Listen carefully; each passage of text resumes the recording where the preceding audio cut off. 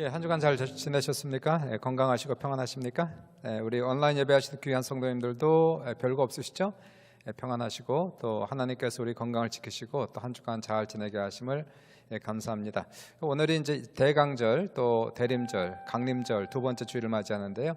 우리가 매주마다 또 우리 기독교의 전통을 따라서 촛불을 하나씩 켜고 있습니다. 우리가 첫 번째 주에는 무슨 불이었죠? 이게 첫 번째 주가 소망의 불이었죠. 소망의 초를 켰습니다.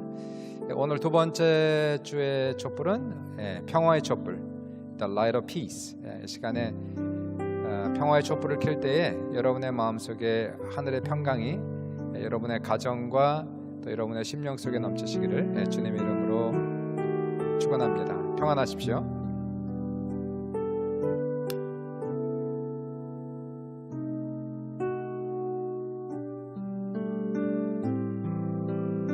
우리 계속해서요.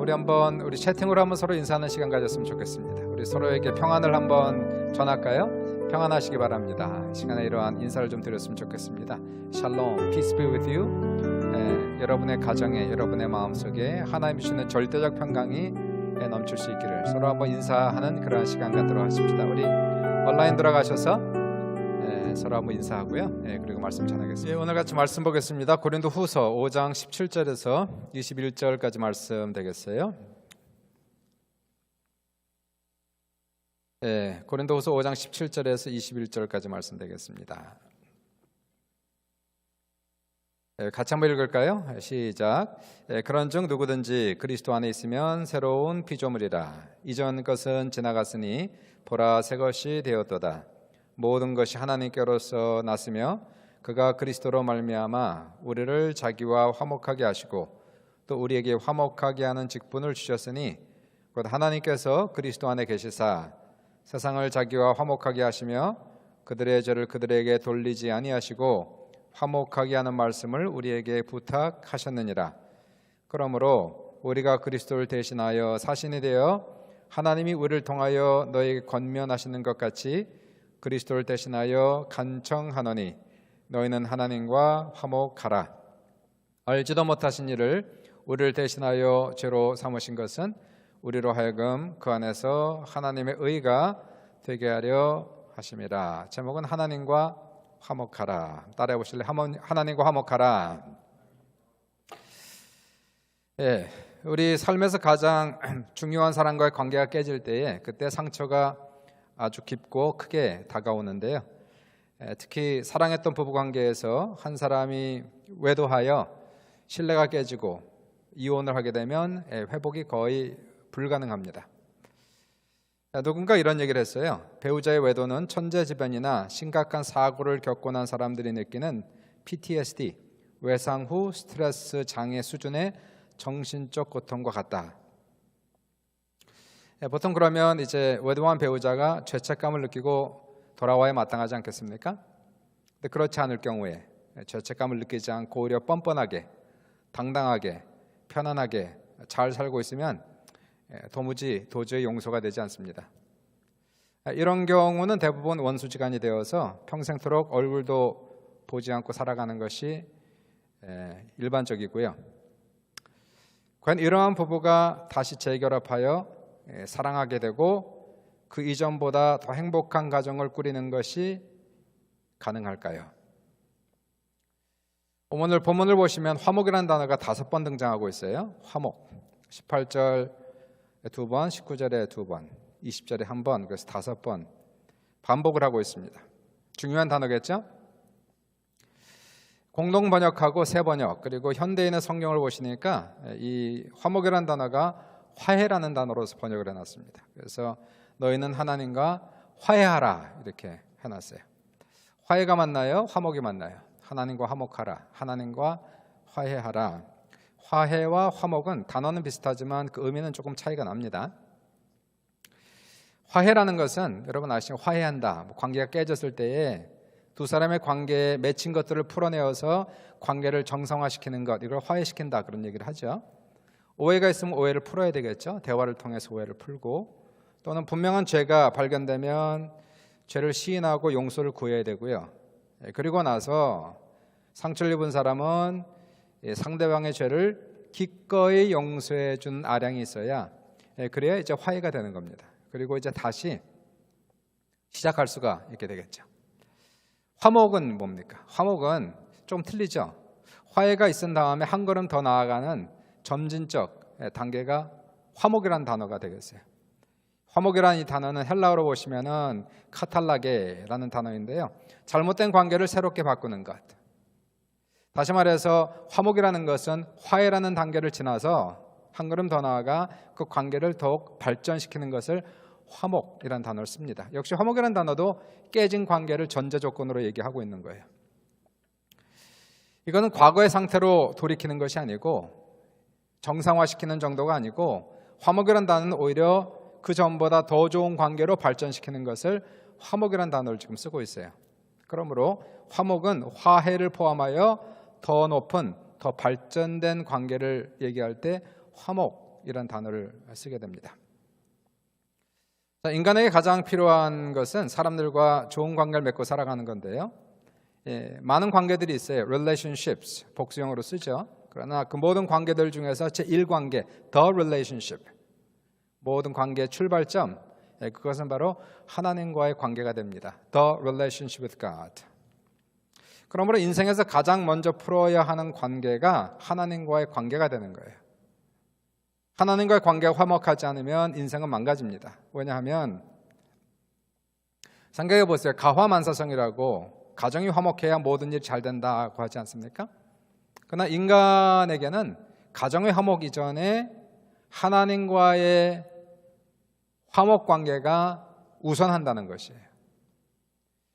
왜냐하면 하나님과 관계가 빗나가면 인생이 빗나가는 것이고 인생이 빗나가게 되면 모든 관계가 빗나가기 때문에 그런 거예요. 그러므로 모든 관계를 회복시키기 전에 먼저 하나님의 관계를 회복시키는 것이 급선무다라고 얘기합니다. 하나님과 관계가 회복이 되면 화목하면 요한 3서 2절에 얘기하지만 영혼이 잘된 같이 범사가 잘 되고 일이 잘 풀리고 형통하고 강건한 삶을 살아갈 수가 있게 되는 거죠. 그러므로 하나님과의 관계가 화목한지를 먼저 물어봐야 돼요. 제가 묻습니다. 여러분 하나님과 화목하십니까? 하나님께서는 인간을 그의 사랑으로 지으셨어요. 그리고 그들에게 복을 주셨습니다. 에덴 동산을 창설하시고 인간에게 필요한 모든 것을 하나님이 공급하셨습니다. 그런데도 불구하고 인간은 하나님께 감사함이 없었어요. 오히려 그의 마음속에 하나님처럼 되고 싶은 욕망, 허영, 교만, 아집 이런 것들이 들어와서 인간은 하나님을 정면으로 대결했습니다. 하나님을 의지하고 사는 것이 정상인데 하나님을 의지하지 않고 자기 마음대로 자기 뜻대로 임의대로 자기의 힘을 믿고 혼자 살아가려고 독립을 하게 되죠. 이것이 죄라는 것이에요. 죄라는 것은 하나님을 떠나는 것, 하나님을 의지하지 않는 것, 믿지 않는 것을 우리가 죄라 그렇게 얘기하지 않습니까? 더 나아가서 인간은 우상을 만들어서 숭배하면서 하나님을 극도로 분노하게 만드셨습니다. 하나님의 형상, 하나님의 형상이 없으신 분이에요. 그 하나님을 동물의 형상으로 만들고 마귀의 형상으로 만들어서 그 앞에 절을 하면서 그 하나님의 영광을 동물의 모양으로, 하나님의 영광을 마귀의 형상으로 만들어서 하나님의 영광을 심각하게 모욕했습니다. 이러한 우상 숭배를 가리켜서 성경은 영적 간음이다 그런 얘기를 하지 않습니까? 마치 배우자가 외도할 때 느끼는 배신감, 상처, 분노 이런 것들을 하나님이 직접 몸소 체험하셨다는 것이에요. 인간과 하나님은 죄로 말미암아서 관계가 완전 깨진 상태, 화목해야 되는데 결코 회복될 수 없는 지경까지 도착한 거예요. 이것은 인간의 죄로 말미암은 것이고 하나님은 이러한 관계 속에서 일방적인 피해자십니다. 인간이 가해자고 하나님은 일방적인 피해자가 된 거예요. 우리가 호세아서를 보면 이 호세아라고 하는 이분이 고멜이라고 하는 여인을 사랑하여서 결혼을 하죠. 그리고 3명의 자녀를 낳게 돼요. 근데 고멜에게는 음란의 피가 흘렀습니다. 그래서 사랑하는 남편을 떠나 3명의 자녀를 버리고 다른 남자와 외간을 하는 거예요. 이 호세아는 간음한 고멜을 찾아가서 다루고 얼레고 외간 남자에게 돈까지 주면서 고멜을 데리고 오지 않습니까?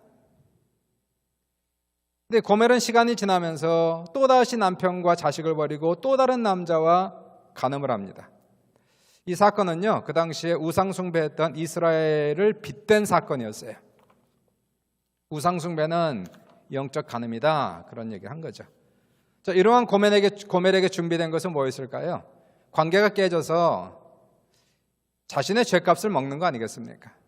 고통과 아픔과 좌절과 슬픔과 질병과 죽음 외에는 고멜에게 닥친 것이 없었어요.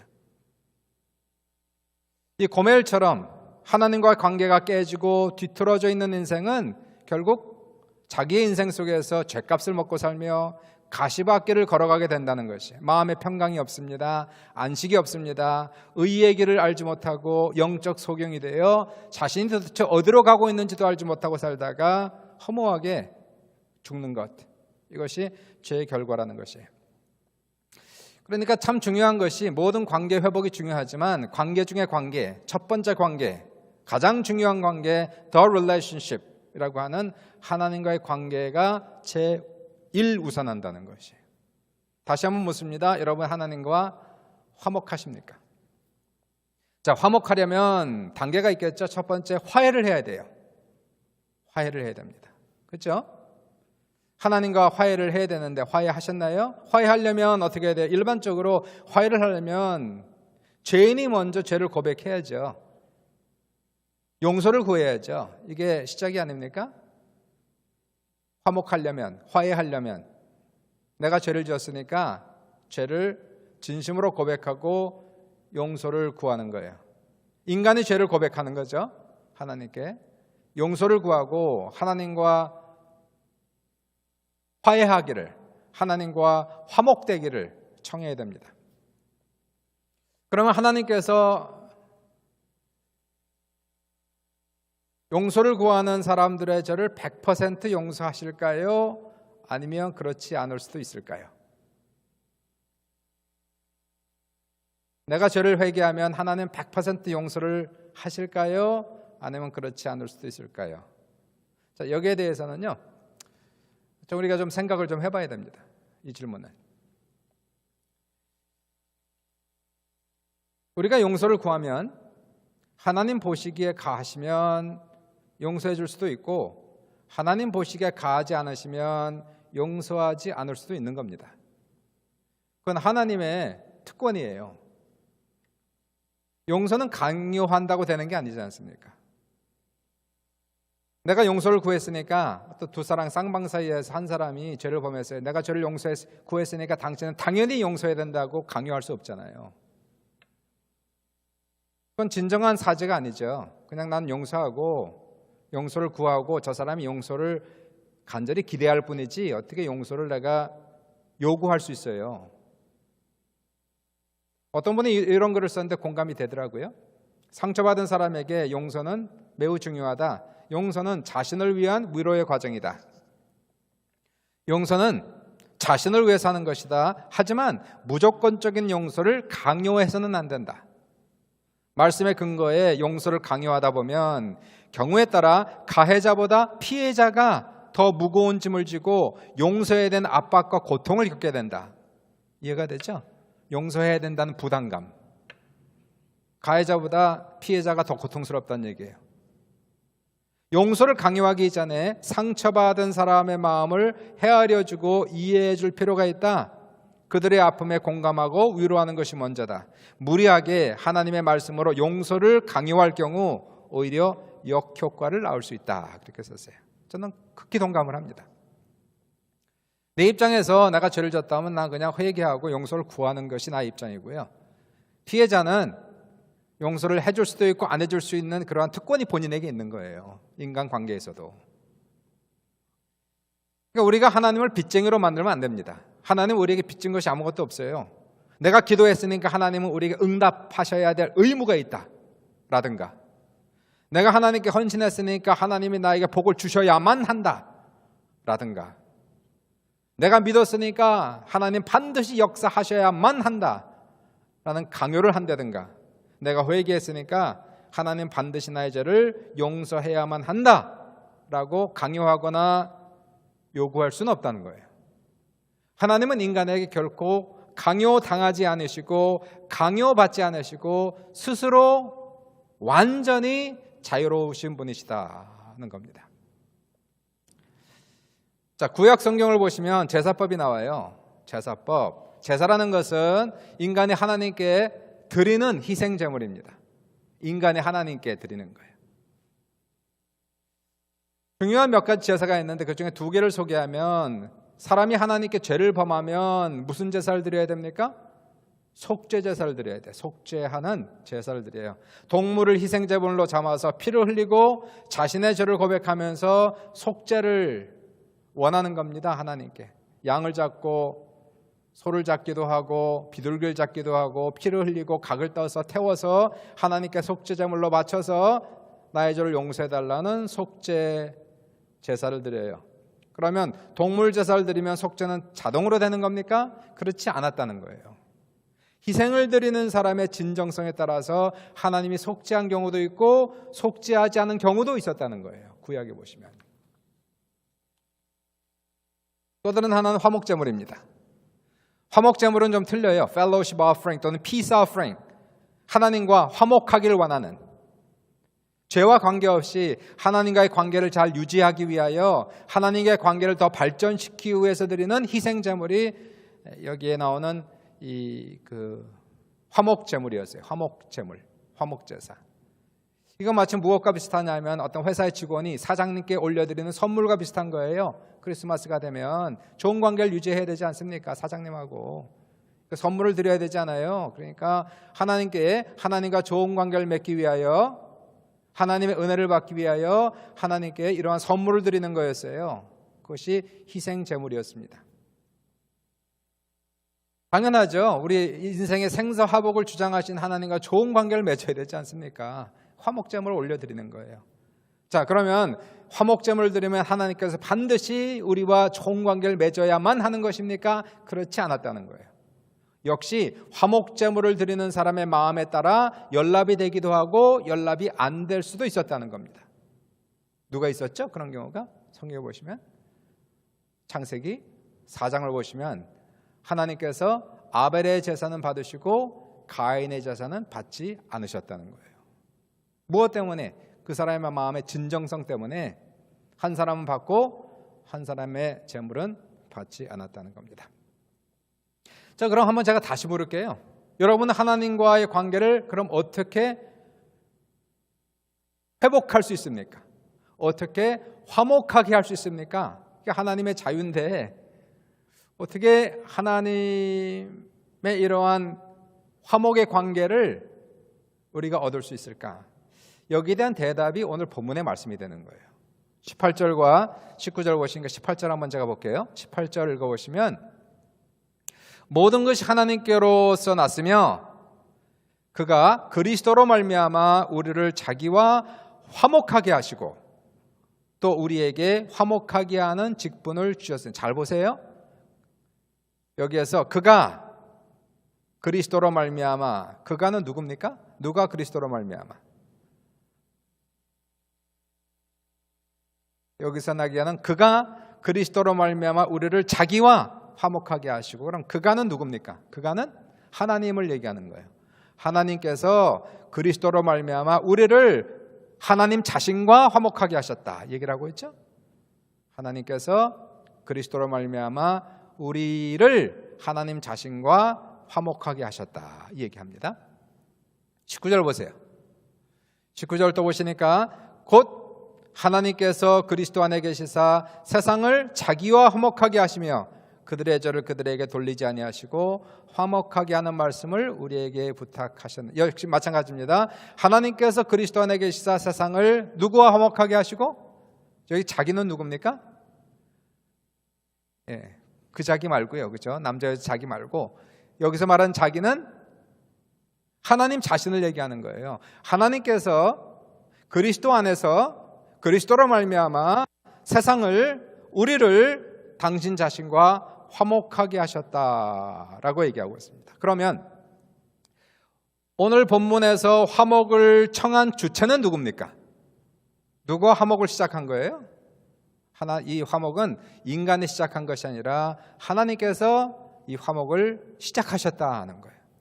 자, 일반적으로 여기 가해자가 있고 피해자가 있으면 그러면 화목을 누가 시작해야 됩니까? 죄인이 시작을 해야죠. 자기 죄를 고백하고 죄송합니다. 용서해 주세요. 봐주세요. 우리 다시 관계를 회복할 수 있을까? 이렇게 시작을 하는 게 정상 아닙니까?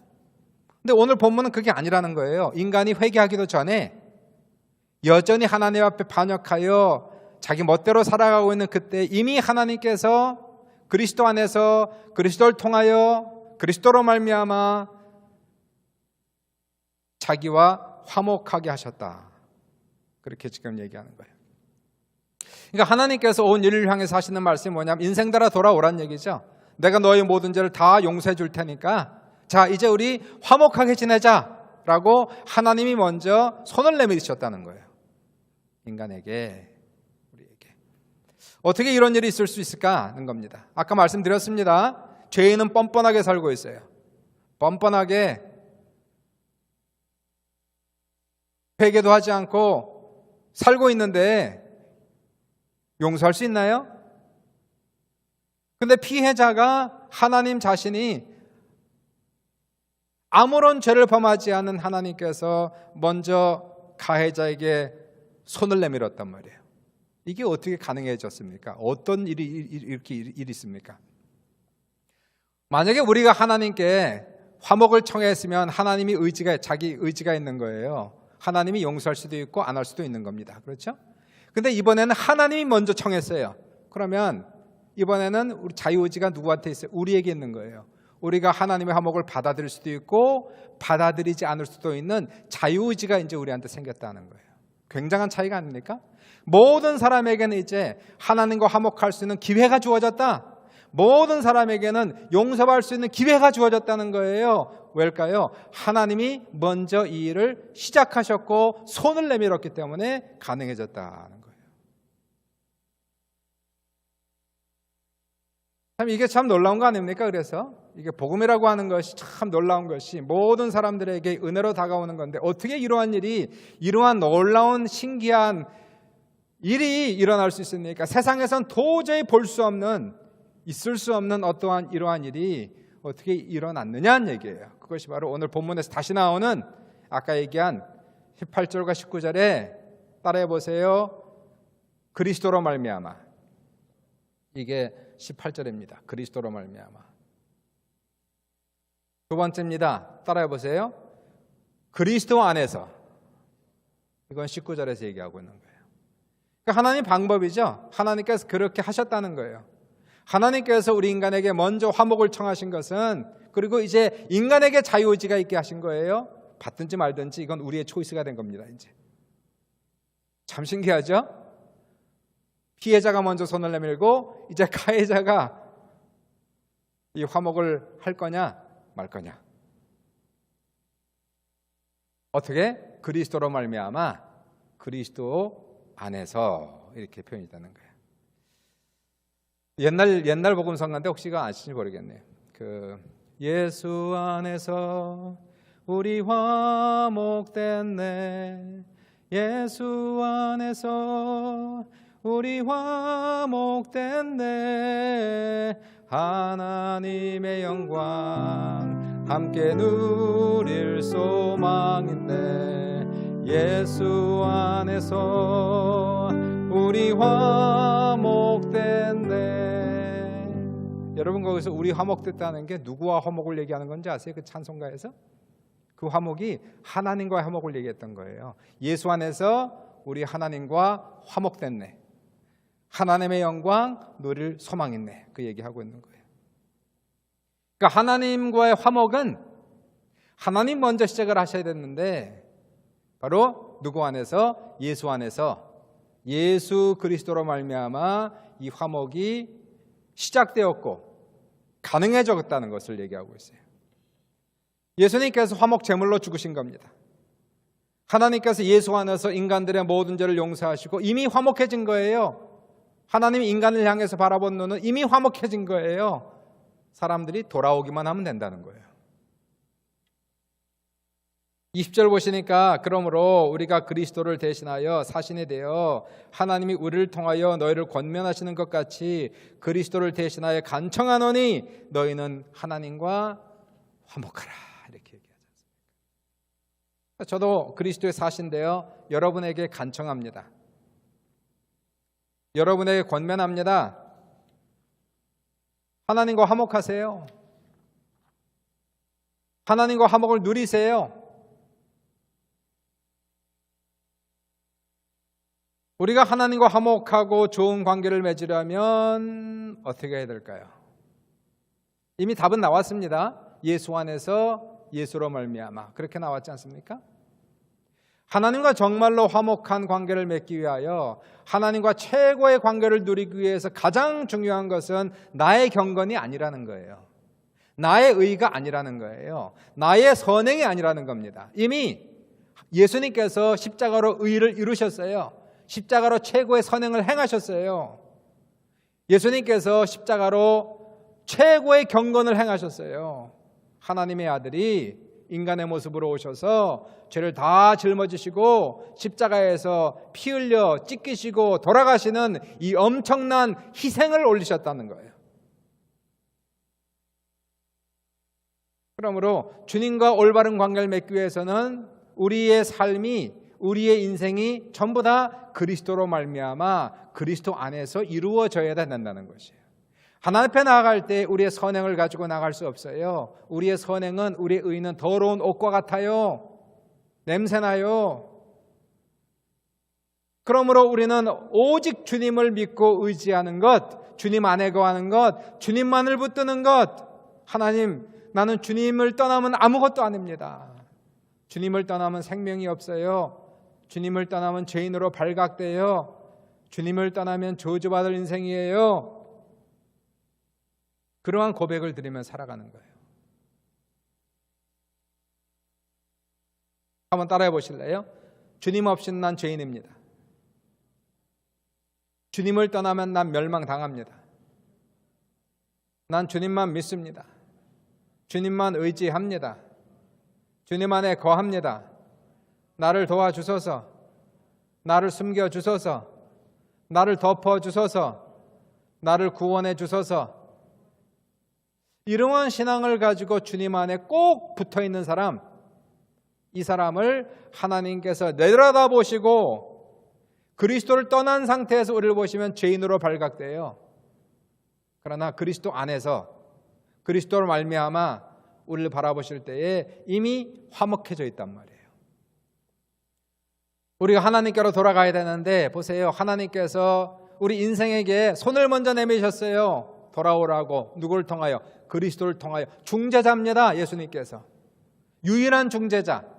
인간과 하나님을 이을 수 있는 유일한 중재자는 예수밖에 없는 거예요. 하나님께서 중재자이신 예수를 통하여 세상에 손을 내미셨어요. 돌아오라. 받아줄게. 이제 우리가 돌아갑니다. 돌아가는데 하나님이 그리스도 이름으로 그리스도를 중재로 우리에게 오셨다면 우리도 그리스도를 중재로 돌아가는 거예요. 그리스도를 통하여, 그리스도 안에서, 그리스도 이름으로, 그리스도로 말미암아 하나님께 돌아간단 말이에요. 예수님께서 하신 말씀 아닙니까? 내가 길이요 진리요 생명이니 나로 말미암지 않고는 아버지께로 올 자가 없느니라. 예수를 믿는 게 얼마나 중요한지 몰라요. 예수를 의지하고 산다는 것이, 예수 안에 거한다는 것, 예수님을 꼭 붙든다는 것, 나의 의를, 나의 선행을, 나의 경건을 의지하지 아니하고 오직 십자가의 그 은혜를, 그 은총을, 그 사건을, 그 주님이 이루신 그 공로를 의지하며 갈 때에 우리는 예수 안에서, 예수로 말미암아 하나님과의 화목한 관계를 이미 얻었다는 거예요. 더 이상 하나님께 인정받으려고 노력할 필요가 없다는 거예요. 이미 인정받았는데 무슨 인정을 받으려고 또 노력을 합니까? 이미 용서받았는데 무슨 억지로 노력을 합니까? 이미 인정을 받았어요. 이미 사랑을 받았어요. 어떠한 우리의 행위도, 어떠한 우리의 의도 하나님의 사랑에 더할 수도 없고, 하나님이 인정한 것에 더할 수도 없단 말이에요.